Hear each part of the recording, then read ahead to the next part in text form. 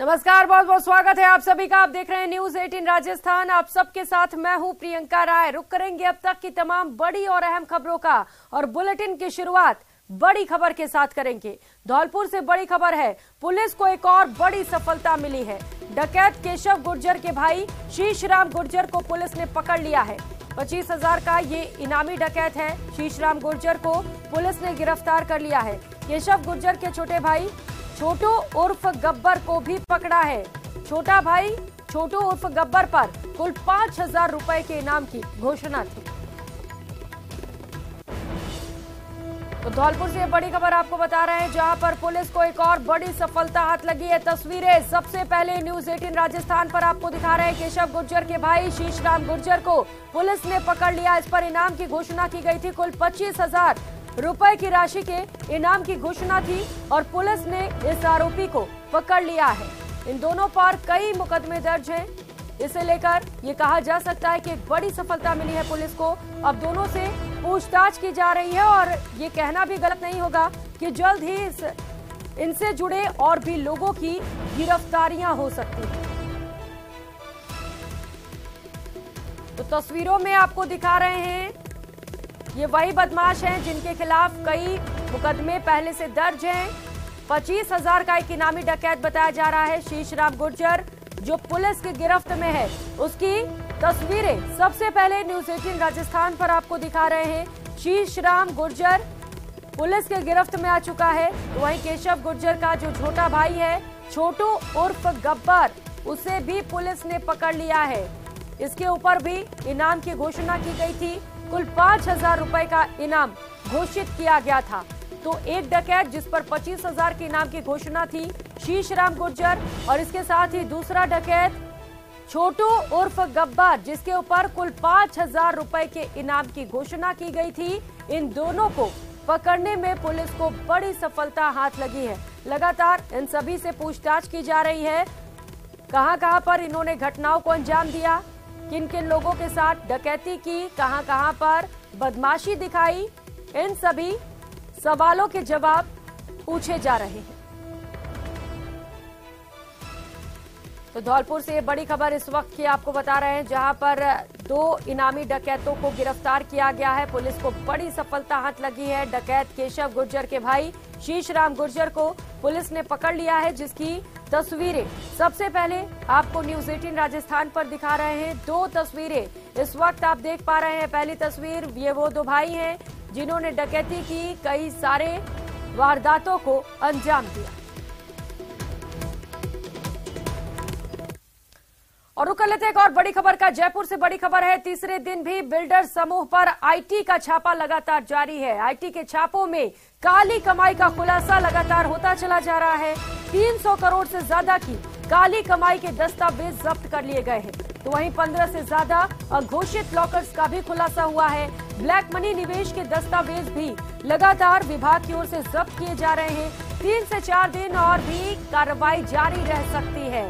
राजस्थान में अगर इस तरीके से कार्रवाई जारी रहती है तो आयकर विभाग की अब तक की सबसे लंबी कार्रवाई हो सकती है। मंगलम बिल्डर समूह से जुड़े ठिकानों पर आयकर छापा लगातार जारी है। आयकर छापों में सबसे बड़ी काली कमाई का खुलासा हो रहा है। अब तक 300 करोड़ से ज्यादा की काली कमाई के दस्तावेज जब्त कर लिए गए हैं और तीसरे दिन भी अधिकांश ठिकानों पर छापेमार कार्रवाई की जा रही है। 15 से ज्यादा अघोषित लॉकर्स का भी खुलासा हुआ है। तो बड़े पैमाने पर अघोषित संपत्ति और अघोषित लॉकर्स का खुलासा हुआ है। एक कर जैसे जैसे ये जांच आगे बढ़ रही है, कई बड़े और चौंकाने वाले खुलासे होते चले जा रहे हैं। आयकर विभाग की एक बड़ी टीम अलग अलग ठिकानों पर लगातार मौजूद है और डॉक्यूमेंट्स के जांच किए जा रहे हैं। बताया जा रहा है कि आगे भी ये प्रक्रिया 3 से 4 दिनों तक चल सकती है और अगर ऐसा होता है तो राजस्थान में आयकर विभाग के छापे की कार्रवाई अब तक की सबसे लंबी कार्रवाई हो सकती है।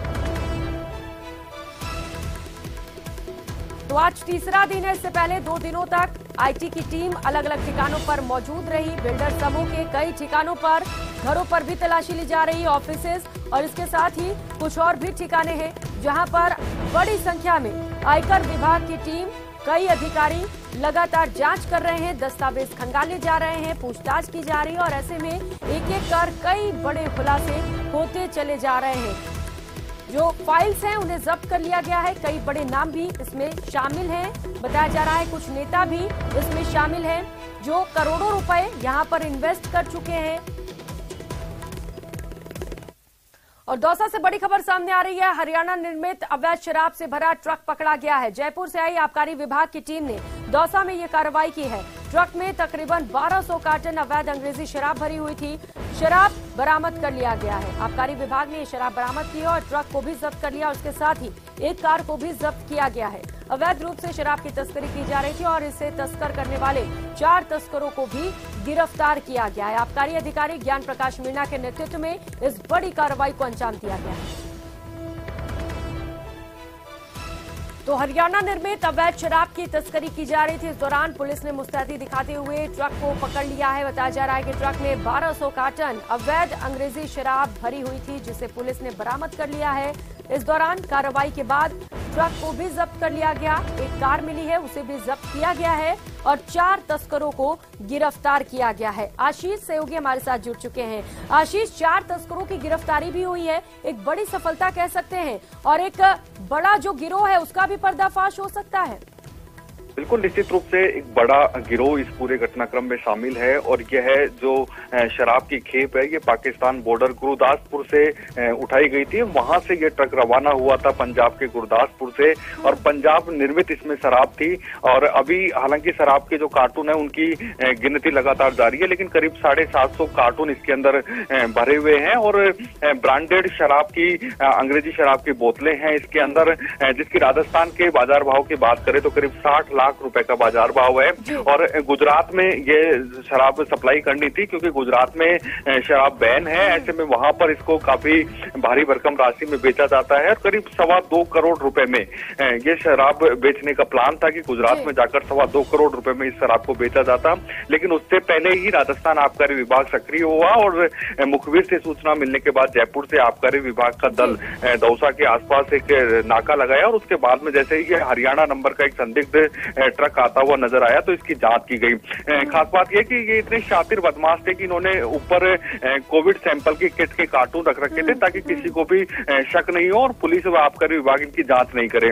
जब पुलिस ने कोविड सैंपल किटों को ऊपर से कार्टून हटाए तो नीचे भारी मात्रा में शराब मिली है और इसके बाद में 2 जो ट्रक के चालक और खलासी हैं उनको मौके से ही गिरफ्तार कर लिया था। लेकिन जो एक कार इनके आगे चल रही थी वो एस्कॉर्ट कर रही थी, वो पंजाब से ही एस्कॉर्ट करते हुए आगे चल रही थी, जिसके बाद पुलिस ने उस कार का भी पीछा किया और कार को टोंक जिले में जाकर एक टोल प्लाजा है वहां से उस कार को पकड़ा और उस कार में सवार 2 शराब तस्करों को गिरफ्तार किया है। दोनों शराब तस्कर नू मेवात के रहने वाले हैं, साथ ही ट्रक व चालक व खलासी को गिरफ्तार कर लिया है। कुल 4 लोगों को गिरफ्तार कर लिया है और जो कार सवार शराब तस्कर हैं वो पेशेवर तस्करी का काम करते हैं। पहले भी कई आबकारी अधिनियम में उनके खिलाफ मुकदमे दर्ज हैं, गुजरात में भी मुकदमे दर्ज हैं, राजस्थान में भी कई जिलों में मुकदमे दर्ज हैं। पुलिस अब लगातार पूछताछ कर रही है, आबकारी पुलिस, ताकि अन्य वारदातें भी खुल सके और ये पूरा एक गिरोह को पकड़ा जा सके कि ये कहां से उठाते हैं, कौन कौन लोग इसमें लिप्त हैं और किन किन रास्तों से होकर ये शराब की खेप पंजाब से राजस्थान होते हुए गुजरात जाया करती थी। बिल्कुल आशीष, शातिराना अंदाज में यहाँ पर शराब तस्करी की कोशिश की जा रही थी, लेकिन पुलिस की पारखी नजरों से ये सभी नहीं बच सके और आप बता रहे हैं कि कुल 60 लाख रुपए के शराब बरामद किए गए हैं। ऐसे में ये भी कहा जा सकता है कि एक बड़ा नाम भी इसके पीछे शामिल हो सकता है। आशीष, बिल्कुल निश्चित रूप से, क्योंकि बड़े नाम इसमें शामिल हो सकते हैं, बड़े शराब तस्कर इसमें शामिल हो सकते हैं या यूं कह सकते हैं कि इसके हालांकि ये पूरा जांच के विषय के बाद पता चलेगा कि इसमें कौन कौन से लिप्त थे, लेकिन अभी नामों का खुलासा नहीं कर सकते। लेकिन निश्चित रूप से बड़ा इसमें गिरोह है और बड़े लोग इसमें शामिल हैं। बिल्कुल आशीष, एक बड़ा पर्दाफाश इस कार्रवाई के बाद हो सकता है, पूछताछ के बाद खुलासे भी हो सकते हैं। आप नजर बनाए रखिएगा। बहुत शुक्रिया आपका इन तमाम जानकारियों के लिए। और श्रीगंगानगर से बड़ी खबर सामने आ रही है। भारत पाक सीमा में पाक ड्रोन की मूवमेंट देखी गई है। पाक ड्रोन को बीएसएफ के जवानों ने फायरिंग कर खदेड़ दिया है। केसरी सिंहपुर के 77 बीएन एरिया में ये पाक ड्रोन की मूवमेंट कैप्चर की गई। हेरोइन तस्करी की आशंका के चलते बीएसएफ का सर्च ऑपरेशन लगातार जारी है। तो एक बार फिर से पाक की ओर से नापाक कोशिश की हरकत की गई। लगातार ड्रोन के जरिए भारत में अवैध तरीके से अफीम और डोडा चूरा की तस्करी की जा रही है और एक बार फिर से कुछ ऐसी ही कोशिशें की जा रही थी।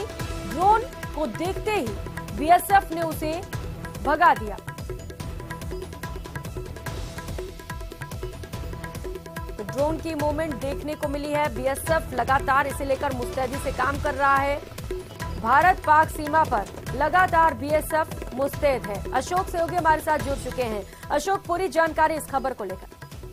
देखिए प्रियंका, ये पूरा मामला बीती रात का है जब श्री गंगानगर के श्री करणपुर सेक्टर में भारत पाक अंतर्राष्ट्रीय सीमा पर सीमा पार से पाकिस्तानी ड्रोन की मूवमेंट देखी गई, जिसके बाद में बीएसएफ के जवानों के द्वारा तकरीबन 1.5 से 2 दर्जन राउंड फायर किए गए और पाकिस्तानी ड्रोन को वापस अपनी सीमा की तरफ लौटना पड़ा। उसके बाद से ही बीएसएफ के द्वारा सर्च ऑपरेशन लगातार जारी है और अभी फिलहाल कुछ देर पहले ही सूचना मिली है कि बीएसएफ के जवानों के द्वारा सर्च ऑपरेशन के दौरान 2 बैग बरामद किए गए और इन 2 बैग के अंदर ही सस्पेक्टेड नार्कोटिक सब्सटेंस ही है, लेकिन इसकी क्वांटिटी कितनी है ये भी कुछ देर में खुलासा हो पाएगा। इसके साथ साथ एक संदिग्ध को भी राउंड अप किए जाने की सूचना मिल रही है जो पंजाब के फाजिलका का रहने वाला है। फिलहाल बीएसएफ का कहना है कि उनका सर्च ऑपरेशन अभी भी जारी है। जब तक ये सर्च ऑपरेशन कंप्लीट नहीं हो जाएगा तब तक कुछ भी इस मामले के बारे में पूरी तरह से खुलासा नहीं किया जा सकेगा। जी, लेकिन अशोक, आप बता रहे हैं कि एक संदिग्ध को राउंड अप किया गया है, ये बड़ी बात हो सकती है क्योंकि हो सकता है एक बड़े लिंक का, एक बड़े गिरोह का खुलासा हो पूछताछ के बाद, अगर ये शामिल है तो। हाँ बिल्कुल, देखिए प्रियंका, अक्सर जब सीमा पार पाकिस्तान से कभी भी ड्रोन की मूवमेंट होती है तो मोटे तौर पर यही देखा जाता है कि हेरोइन की ही डिलीवरी होनी है। ऐसे में पंजाब के तस्कर या फिर श्री गंगानगर जिले के स्थानीय तस्कर जो उस हेरोइन की डिलीवरी लेने आते हैं तो संभवतः ये वही व्यक्ति है जो सीमा पार पाकिस्तान से आए हेरोइन की खेप की डिलीवरी लेने आया हो। लेकिन चूंकि बीएसएफ के 70 को सजग जवानों को पता चल गया था तो रात के समय ही बीएसएफ लगातार एक्टिव थी और हाईलाइट मोड पर थी। फिलहाल बीएसएफ के द्वारा न केवल सर्च ऑपरेशन चलाया जा रहा है बल्कि आसपास के क्षेत्रों में यदि किसी भी व्यक्ति की कोई संदिग्ध मूवमेंट देखी जा रही है तो उसको डिटेन किया जा रहा है। बिल्कुल अशोक, और ये बेहद जरूरी भी हो जाता है कि जो लोग इसमें शामिल है उन्हें पकड़ा जा सके, जिससे कि इस पर लगाम लग सके। बहुत शुक्रिया आपका अशोक इन तमाम जानकारियों के लिए। तो बॉर्डर पर ड्रोन की तस्करी को लेकर इस वक्त का बड़ा अपडेट आपको बता रहे हैं। पाक ड्रोन को जवानों ने फायरिंग कर खदेड़ दिया है। बीएसएफ ने सर्च ऑपरेशन में 2 पैकेट्स के हेरोइन भी बरामद किए हैं। फिलहाल ये पता नहीं चल सका है कि अमाउंट कितना है, ये थोड़ी देर बाद पता चलेगा, लेकिन एक बड़ी सफलता बीएसएफ के लिए इसे कह सकते हैं जब एक संदिग्ध को भी बीएसएफ ने पकड़ा है। अब उस संदिग्ध से पूछताछ की जा रही है। पूछताछ में बड़े खुलासे होने की संभावनाएं हैं। कौन कौन लोग इसमें शामिल हैं, क्योंकि लगातार इस तरीके की खबरें सामने आ रही हैं जब पाक की ओर से ड्रोन के जरिए हेरोइन की तस्करी की जा रही है। और एक और बड़ी खबर जयपुर से सामने आ रही है। अवैध निर्माण पर बुलडोजर चला है। जेडीए के प्रवर्तन दस्ते ने यह बड़ी कार्रवाई की है। पार्श्वनाथ नारायण सिटी में अतिक्रमण हटाया गया है। जेडीए की जमीन से अतिक्रमण मुक्त कराया गया।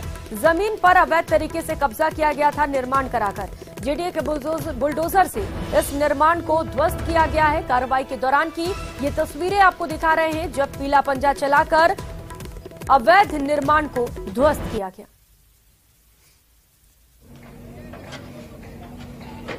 रोशन सहयोगी हमारे साथ जुड़ चुके हैं। रोशन, एक बड़ी कार्रवाई जेडीए की ओर से, इस खबर को लेकर पूरी जानकारी और अपडेट बताइएगा।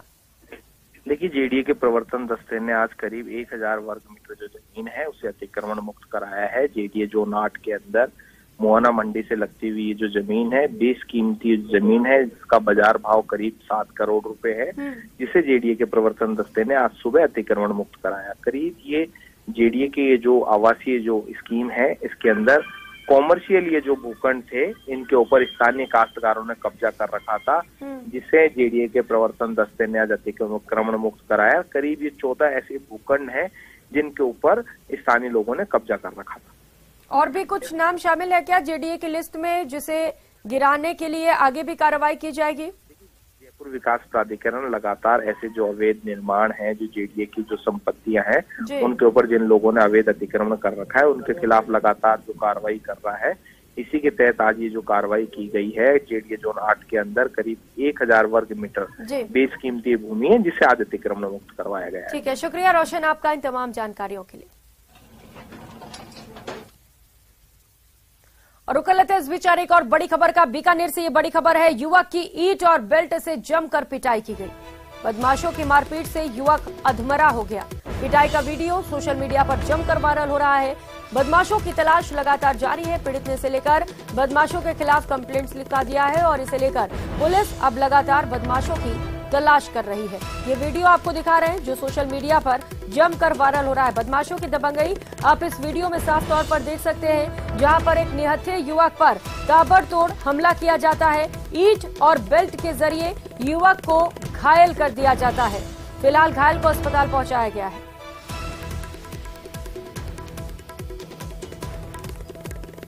तो युवक को आप देख सकते हैं, युवक निहत्था है, अधमरा हो चला है, लेकिन जो बदमाश हैं वो मानने का नाम नहीं ले रहे हैं। जमकर युवक के साथ मारपीट की जा रही है। युवक हाथ जोड़ते हुए भी नजर आ रहा है, बोल रहा है कि उसे छोड़ दिया जाए, लेकिन बदमाशों में पुलिस का तो खौफ है ही नहीं, दया भी नहीं है और जमकर उसके साथ मारपीट की जाती है। मनीष दाधी सहयोगी हमारे साथ जुड़ चुके हैं। मनीष, आखिर ये पूरा मामला क्या था, क्यों ये मारपीट की गई और पुलिस की जांच कहां तक पहुंच पाई है?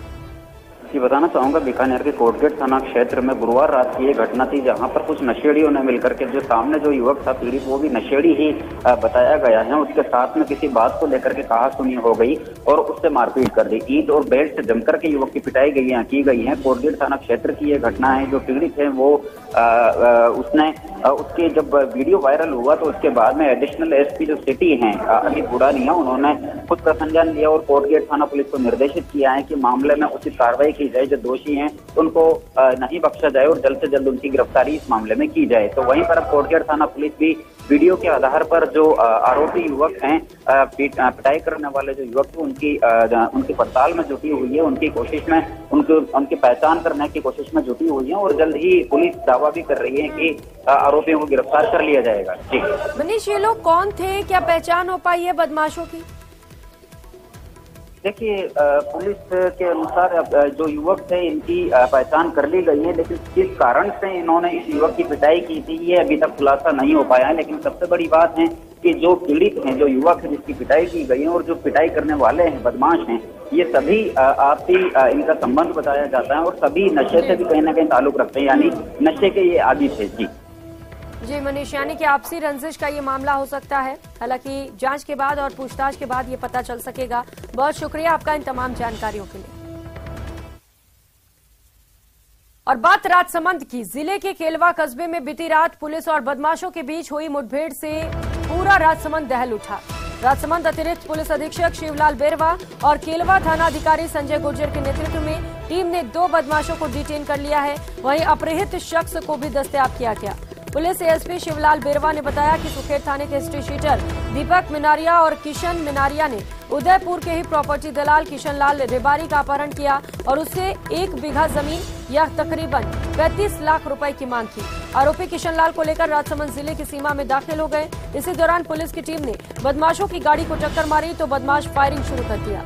केलवा थाना अधिकारी संजय गुर्जर के नेतृत्व में पुलिस टीम ने जवाबी फायरिंग की और दिलेरी दिखाते हुए बदमाशों को धर दबोचा। केलवा थाने की नाकाबंदी को देख के बदमाशों ने गाड़ी को वापस घुमाया, जिसमें मैं और एसएचओ केलवा मौके पे थे जो गाड़ी का पीछा कर रहे थे। दूसरी तरफ से उदयपुर डीएसटी की टीम थी, उन्होंने उदयपुर डीएसटी की टीम को हिट किया और फायर किया गाड़ी पे। तुरंत हिट करने के साथ गाड़ी हाईवे के ऊपर पलटी खा गई और बदमाशों की गाड़ी भी डिवाइडर से हिट हो गई। और होने के बाद तुरंत बदमाशों को और जो किडनैपर था उन दोनों को हमने कब्जे में किया और जिसका किडनैप हुआ था उस व्यक्ति को भी हमने सुरक्षित निकाला। एक्सीडेंट हिट किया, फायर किया, इस दरमियान जो अभियुक्त है उनके भी चोटें आई है, उनका मेडिकल करवाने भेजा है और मुकदमा कायमी किया जा रहा है। जान से मारने की नीयत से उन्होंने फायर किया गाड़ी के ऊपर और गाड़ी पर हिट किया, मतलब एक्सीडेंट करने की कोशिश की। काफ़ी और गंभीर, आप लोगों ने घटनास्थल को देखा होगा तो काफ़ी गंभीर मतलब हिट और जिस तरह का था।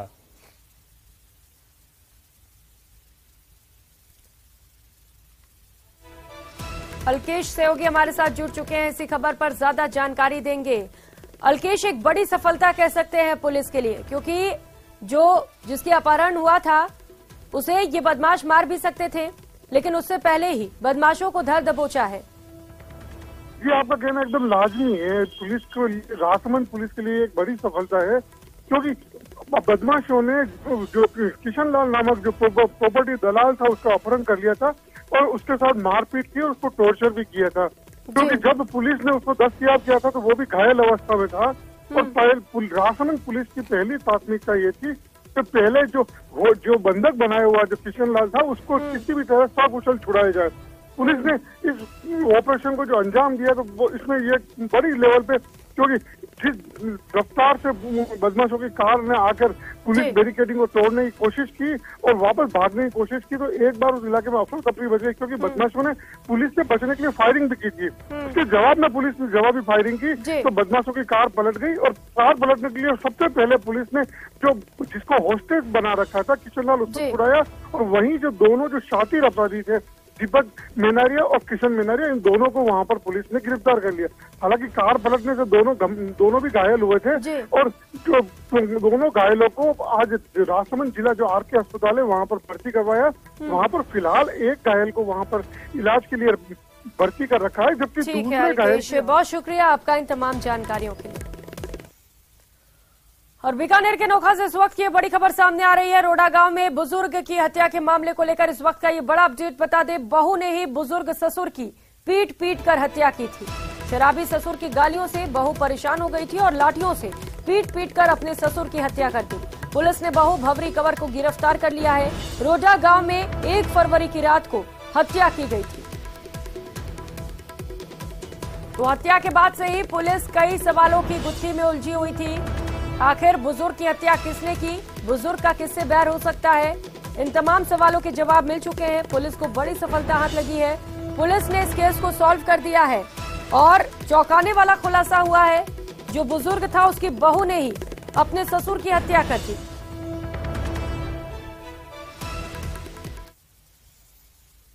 और बीकानेर से बड़ी खबर सामने आ रही है, जहां पर 4 दिन से लापता महिला और बच्ची की तलाश आज भी जारी है।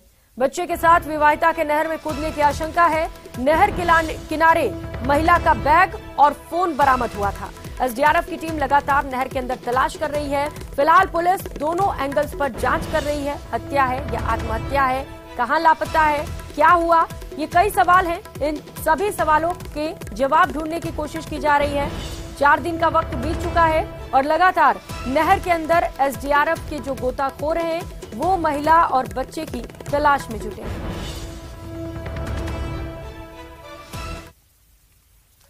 और श्रीगंगानगर से बड़ी खबर सामने आ रही है। लॉरेंस गैंग का एक और गुर्गा गिरफ्तार हुआ है। पुलिस ने गुर्गे कार्तिक जाखड़ को गिरफ्तार कर लिया है। कार्तिक के खिलाफ फायरिंग और फिरौती के मामले दर्ज हैं। 2 दिनों पहले भी पुलिस ने गुर्गे को दबोचा था। बीकानेर रेंज आईजी के निर्देश पर इस बड़ी कार्रवाई को अंजाम दिया गया है।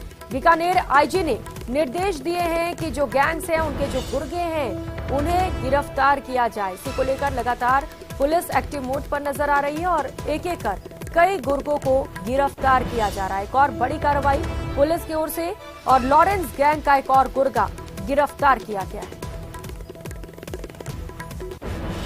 तो कई सारे बड़े गैंग्स हैं जो सक्रिय हो चले हैं। लगातार रंगदारी का मामला भी सामने आ रहा है और इस बीच पुलिस की ओर से भी ताबड़तोड़ एक्शन जारी है। लॉरेंस गैंग का एक गुर्गा इससे पहले गिरफ्तार हुआ था और तुरंत एक और बड़ी कार्रवाई मिली है पुलिस को। पुलिस ने लॉरेंस गैंग के एक और गुर्गे को गिरफ्तार कर लिया है। अब इससे पूछताछ की जाएगी और संभवतः और भी लोगों की गिरफ्तारी हो सकती है। बीकानेर रेंज आईजी के निर्देश पर लगातार कार्रवाई की जा रही है। और कोचिंग नगरी कोटा से खबर है, जहां पर एक बार फिर से चाकूबाजी की वारदात सामने आई है, जिससे इलाके में हड़कंप मच गया है। 3 दिनों में ये लगातार तीसरी घटना और इससे कई बड़े सवाल भी खड़े हो रहे हैं। खेड़ली फाटक इलाके में 2 बदमाशों ने एक युवक को चाकू मारकर घायल कर दिया। रंजिश को लेकर दोनों बदमाशों ने वारदात को अंजाम दिया और मौके से फरार हो गए, जिसके बाद घायल को एमबीएस अस्पताल में भर्ती कराया गया। फिलहाल पुलिस बदमाशों की तलाश में जुटी है। तो 3 दिनों में 3 घटनाएं। गए थे वो छोड़ने, तो मिन्नू और वो गोलू आया, उन्होंने मेरे को धक्का देकर गिराया रास्ते में से। उसने चाकू से मेरे को सब जगह से मारा, पैर में, हाथ में। किस जगह की बात है? खेली फाटक की बात है। अच्छा, आप कहाँ जा रहे थे? मैं घर जा रहा था गेंदों को छोड़ के। आपका दोस्त होगा? हाँ, हम दोनों प्लांट पे एक साथ ही काम करते हैं। उसको छोड़ने जा रहा था घर। और खबर बांसवाड़ा से है, जहां पर राज तालाब थाना पुलिस को बड़ी सफलता हाथ लगी है, जहां पुलिस ने कार का कांच तोड़कर बैग चुराने वाले 2 आरोपियों को गिरफ्तार कर लिया। दोनों आरोपियों ने 18 जनवरी को एक कार का कांच तोड़कर बैग चुरा लिया था, जिसमें कैमरे के लेंस और तकरीबन 1 लाख रुपए कैश थे, जिसके बाद पीड़ित ने राज तालाब थाने में से लेकर मुकदमा दर्ज कराया था। पुलिस ने मामले की सघनता से जांच की और 2 आरोपियों को पकड़ने में सफलता हासिल की।